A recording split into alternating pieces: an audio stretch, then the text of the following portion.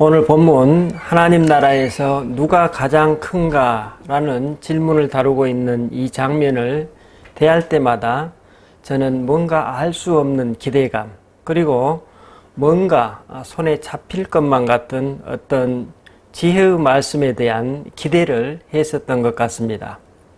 그러나 제 기도의 결과는 번번이 제가 그렇게 기대했던 것만큼 응답으로 연결되지 못했고, 그래서 최근까지도 이 본문을 대하면 알 수 없는 어떤 갈증이 남아있음을 느꼈습니다. 하지만 지난주 저는 성서 일과를 따라서 이 본문을 읽고 기도하면서 새로우면서도 뭔가 확 뚫리는 듯한 기쁨을 맛보았습니다. 그때 느끼기는 이제 더 이상 어린아이 같은 믿음이란 과연 무엇일까? 라는 갈증에 시달리지 않을 것 같았습니다. 그 이유가 어디에 있었을까요? 여러분은 오늘 본문을 대하시면서 어떤 기대와 응답을 가지고 계십니까? 본문에서 제자들이 예수님께 질문합니다. 하늘나라에서 누가 최고의 서열에 오릅니까? 이에 예수님이 어린아이 한 명을 방 한가운데 세우고 말씀하십니다. 내가 단호하게 말한다. 처음으로 돌아가서 어린아이처럼 다시 시작하지 않는 한 너희는 천국에 들어가는 것은 고사하고 천국을 보지도 못할 것이다. 누구든지 이 아이처럼 꾸밈없이 순진해지면 하나님 나라에서 높은 서열에 들 것이다. 여기서 처음으로 돌아가서 어린아이처럼 다시 시작한다는 말씀의 의미는 무엇일까요? 또 어린아이처럼 꾸밈없이 순진해진다는 의미는 무엇일까요? 저는 이 질문에 대한 해답을 에스겔서 3장에서 에스겔이 경험했던 말씀을 먹는다는 것과 똑같은 의미라는 결론에 이르렀습니다. 그렇습니다. 우리가 어린아이처럼 순진해진다는 것은 우리가 하나님의 말씀을 먹는 것과 같습니다. 에스겔서 3장 1절로 3절에 보면 그분이 내게 말씀하셨다. 사람의 아들아, 이것을 먹어라. 이 책을 먹고 가서 이스라엘 가문에게 알려주어라. 내가 입을 벌리자 그분이 그 두루마리를 먹여주시며 말씀하셨다. 사람의 아들아, 내가 주는 이 책을 먹어라. 배불리 먹어라. 나는 그것을 먹었다. 맛이 참 좋았다. 꿀맛 같았다. 그러면 말씀을 먹는다는 것이 도대체 어떤 것이길래 말씀을 먹는 것이 곧 어린아이처럼 순진한 믿음을 상징하는 것이라고 말할 수 있을까요? 하나님께서 이 질문에 대한 응답을 하십니다. 에스겔서 3장 10절로 11절 말씀입니다. 사람의 아들아, 내가 주는 이 모든 말을 내 안에 받아들여라. 귀 기울여 듣고 순종하여 내 것으로 삼아라.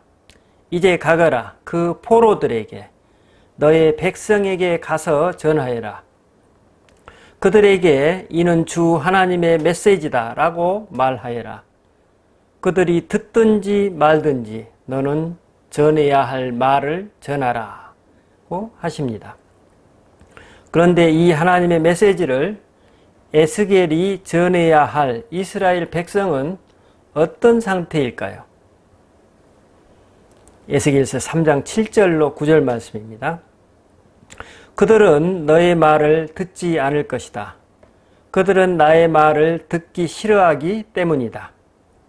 내가 말했듯이 그들은 완악한 자들, 죄로 완악해진 자들이다. 그러나 내가 너를 그들 못지않게 완강하게 만들겠다.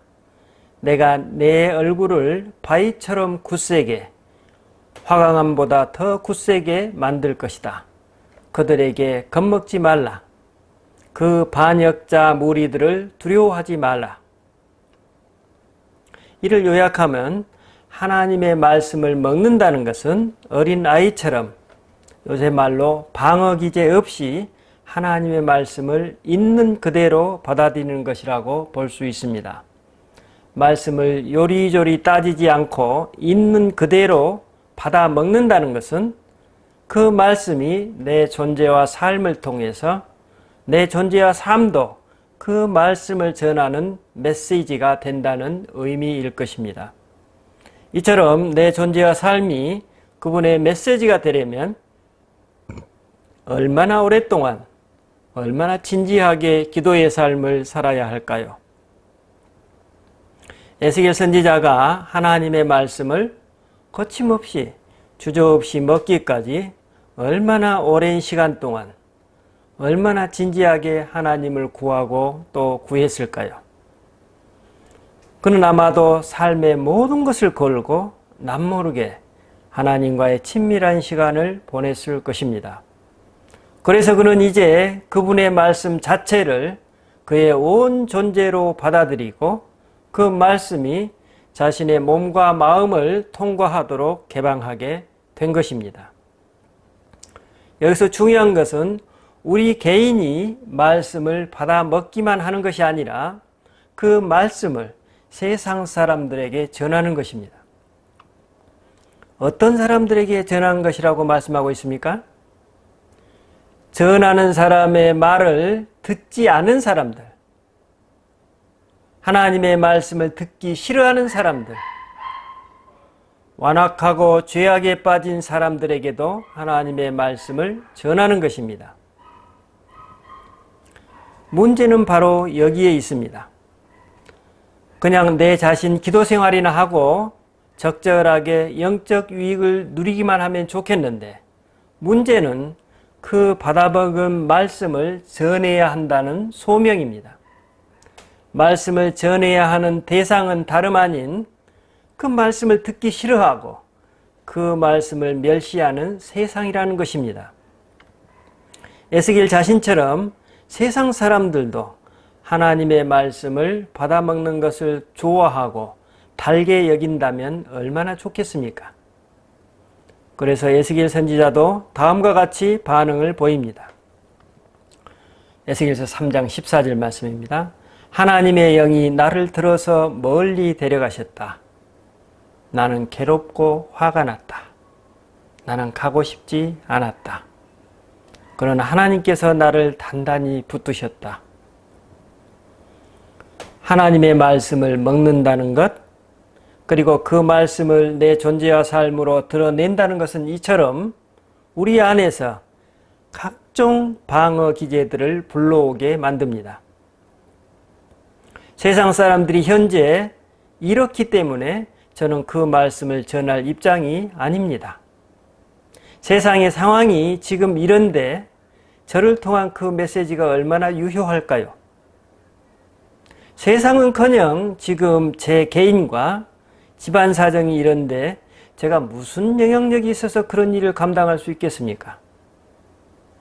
저 같은 일개의 소시민, 전문가도 아닌 제가 어떻게 그런 메시지를 전할 수 있겠습니까? 혹은 설사 그런다 한들 누가 제 목소리에 귀를 기울일까요?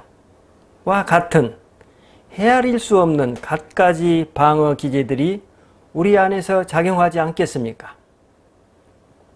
그렇다면 우리는 당연히 말씀을 먹으라는 하나님의 부르심을 외면하게 될 것입니다. 왜냐하면 헤아릴 수 없이 많은 각종 핑곗거리들이 고립과 고통과 비난의 소용돌이에서 우리를 안전하고 편안한 세계로 건져줄 것이기 때문입니다. 혹자는 이런 말을 할 수 있습니다. 그것은 우리 같은 소시민의 영역이 아닙니다. 그런 삶으로 부름받은 사람은 적어도 교회의 지도자들이나 사회적으로 명망 있는 사람 정도는 돼야 하지 않겠습니까?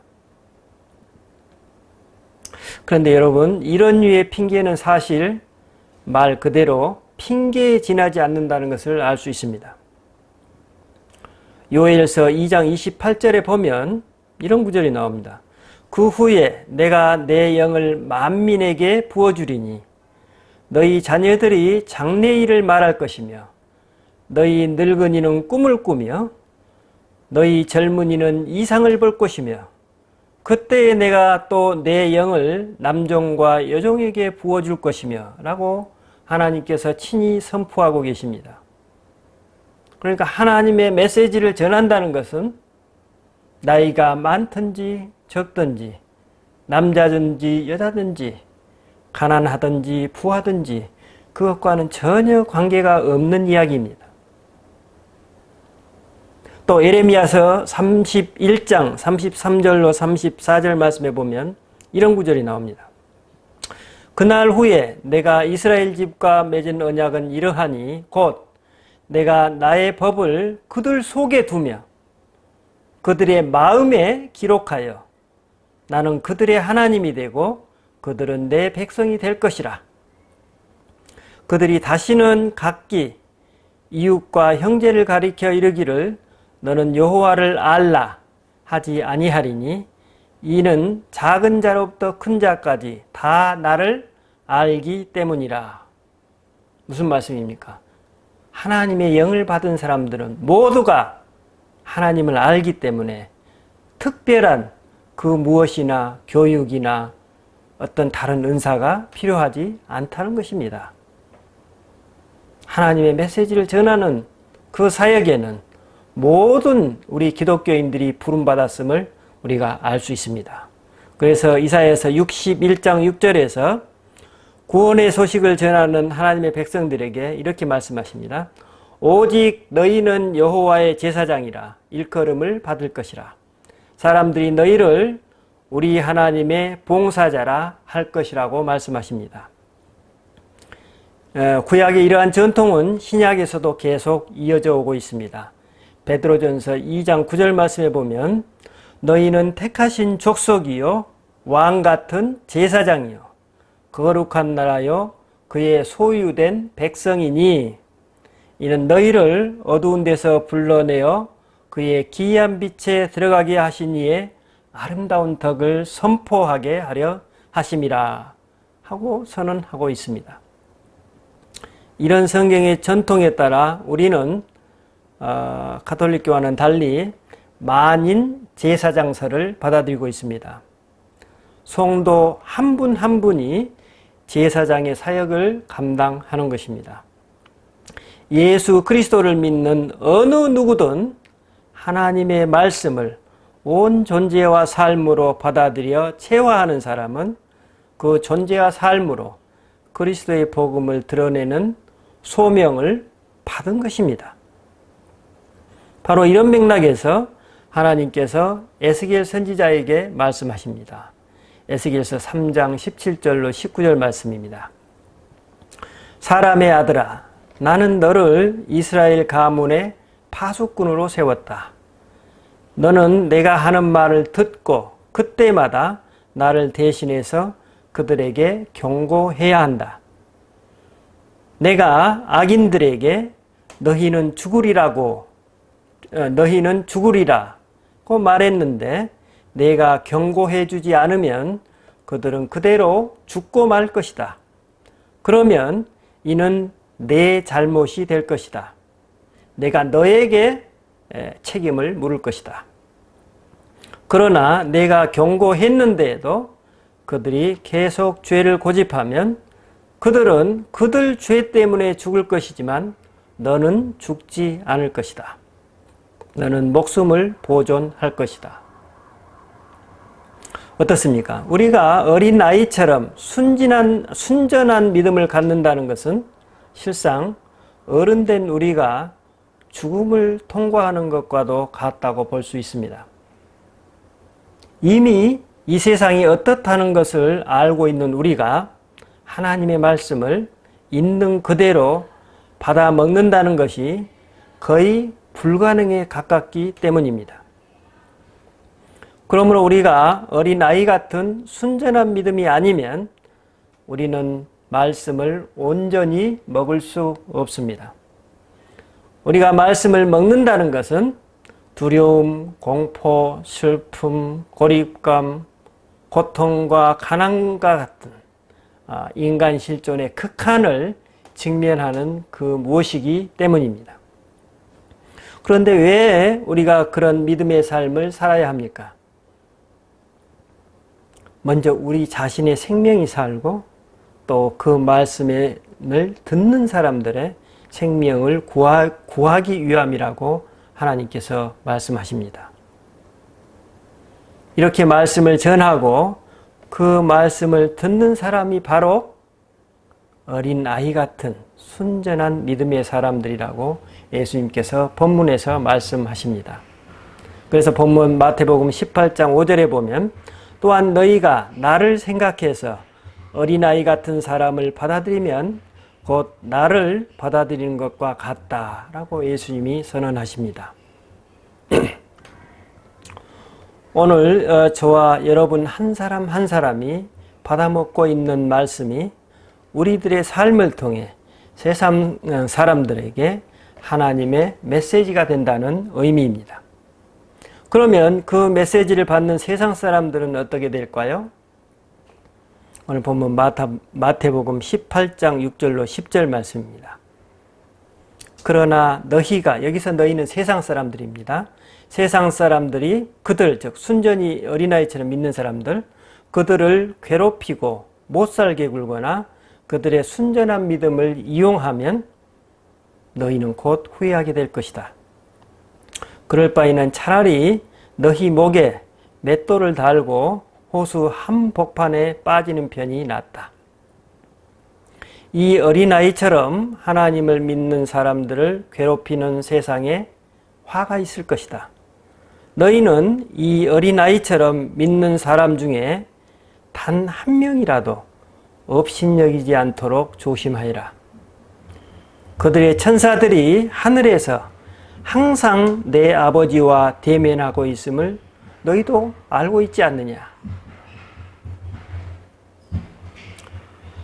여러분, 세상 사람들이 우리를 어떻게 보든, 우리를 나이브한 바보들로 보든, 아니면 세상 물정 모르는 멍청이로 보든 개의치 말라는 말씀입니다. 오히려 그런 세상이 하나님의 심판을 받을 것이라고 예수님이 선언하십니다. 그보다는 오히려 너희는 어린 아이처럼 믿는 사람 단 한 명이라도 업신여기지 말라고 경고하십니다. 이처럼 순전한 믿음의 사람을 이용하거나 괴롭히면 매우 심각한 범죄와 같다는 것입니다.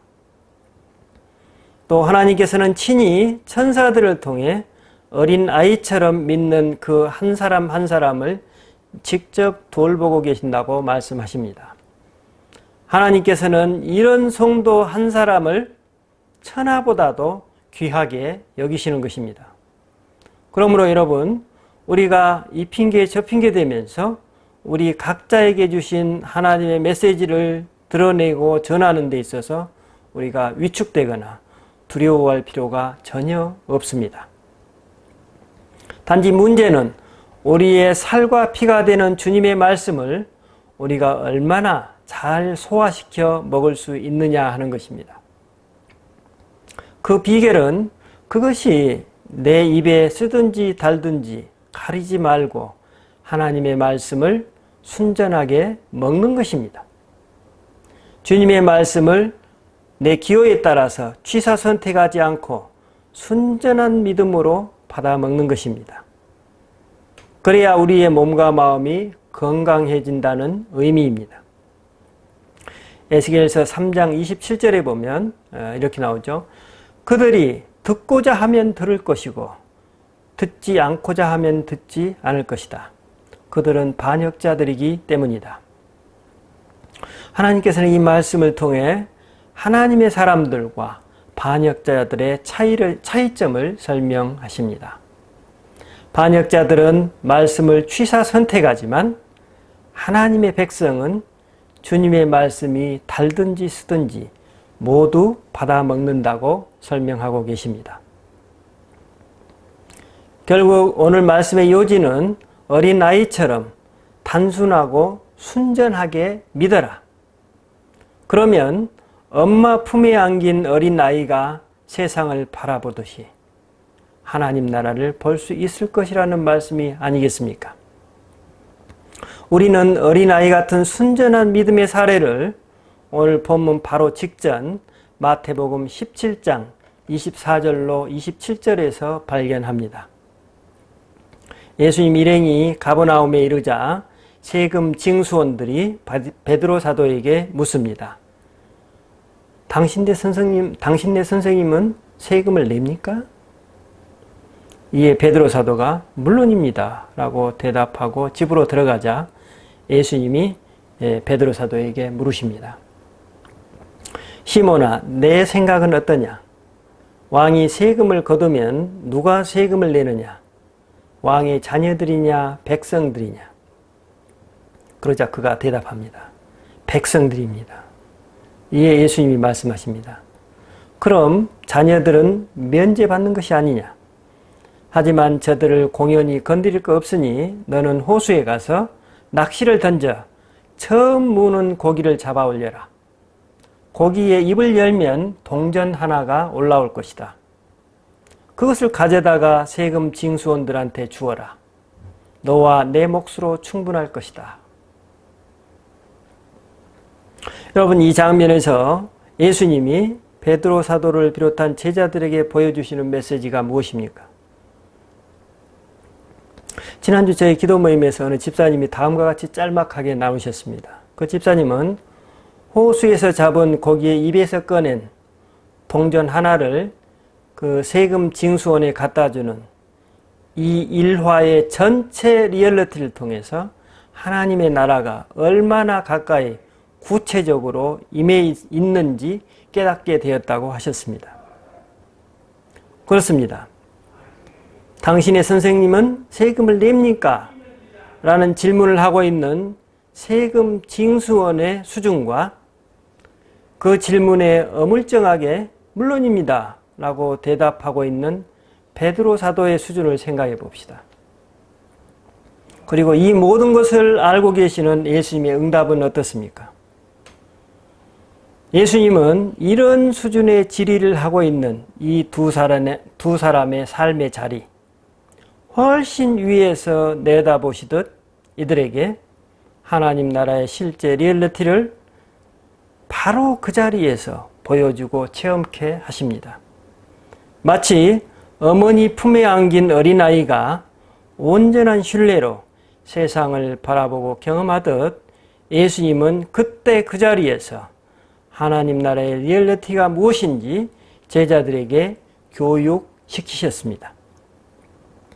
예수님이 이 장면에서 너와 내 몫의 세금, 즉 하나님 자녀로서 베드로 사도와 예수님 자신의 몫을 하나님으로부터 받아서 세상 사람들에게 기꺼이 내어주시는 하나님의 사랑과 자비와 관대함을 제자들이 직접 체험토록 안내하셨습니다. 여러분, 예수님의 이 모습에 우리가 어떤 자기 방어가 있습니까? 어떤 자기 변명이 있습니까? 하나님 나라는 이처럼 순전한 믿음이고 사랑이고 자비입니다. 하지만 제자들은 예수님의 이 교육을 전혀 이해하지 못한 채 하늘나라에서 누가 크냐는 엉뚱한 질문을 하고 있습니다. 아마도 예수님은 이처럼 하나님 나라의 실제를 체험하고서도 이를 알아차리지 못하는 제자들, 그 눈먼 소경들인 이들에게 하나님 나라에서 최고의 서열에 오를 수 있는 가장 쉬운 접경을 가르쳐 주신 것 같습니다. 그것은 이것저것 따지지 말고 어머니 품에 안겨 있는 아기처럼 엄마를 신뢰하는 마음으로 아주 단순하게 세상을 하나님과 함께 받아들이고 경험하라는 가장 단순하고 확실한 가르침이라고 볼 수 있습니다. 기도하십시다. 하나님, 오늘 우리는 이 말씀처럼 주님이 직접 하나님 나라가 어떤 것인지 제자들에게 구체적으로 실제 보여주셨음에도 불구하고 그들이 하나님 나라의 눈먼 그 소경들이었던 것처럼 오늘 우리도 하나님 나라의 눈먼 소경들이 아닌지요. 주님께서 이처럼 눈먼 소경들인 우리에게 말씀하십니다. 말씀을 받아먹어라. 마치 엄마 품에 안긴 어린아이처럼 그 말씀을 받아먹고 그 말씀이 내 존재와 삶에서 나오게 하고 그 눈으로 세상을 바라보라고 가르쳐 주십니다. 어린아이 같은 믿음만이 나와 우리 이웃들을 영생의 나라, 하나님께로 이끄는 가장 쉬운 지름길이라고 일깨워 주셨사오니 우리가 그런 복을 마음껏 누리게 하옵소서. 우리 주 예수 그리스도 이름으로 기도드립니다. 아멘.